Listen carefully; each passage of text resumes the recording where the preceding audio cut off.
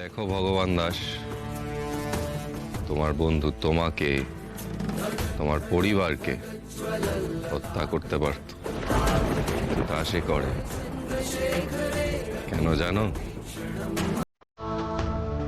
তোমার সান্নিধ্য লাভে ও শুদ্ধ হয়েছে, তাই ও ধরা দিল। তোমার সাথে আমার প্রথম সাক্ষাতের তারিখ মনে আছে ভগবান দাস? আছে প্রভু। চুপ করে ওখানে দাঁড়িয়ে থাকবেন আজকে। আজকে আপনাকে দেখুন, আজকে আপনি একদম ভগবান দাস, হ্যাঁ। পাথর ছোঁড়ো না ভগবান দাস।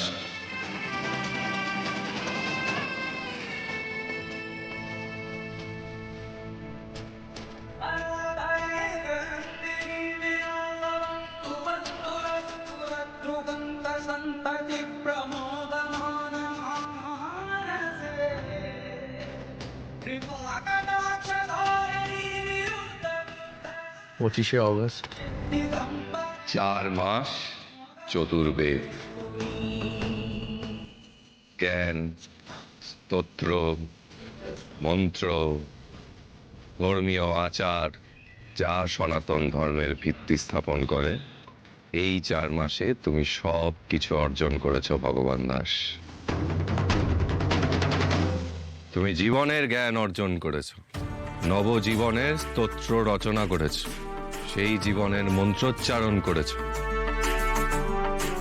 নতুন ধর্মের ভিত্তি স্থাপন করেছে, যেই ধর্মের নাম মানবিকতা। মানবিকতা, মানবিকতা। আপনি নিচে পবনের গালে যে চটটা মেরেছেন স্যার, সেটা মেরে কিন্তু ঠিক করেননি। হয়ে গেছে আপনাদের ঘুষের জিনিস। যান, আপনাদের ঘুষের জিনিস নিয়ে আপনারা চলে যান। একটু আগে আপনি বলছিলেন না যে এই জোড়া পুকুরে সৎ মানুষের চাষ হয়, তো আপনি একদম ঠিক কথা বলছিলেন।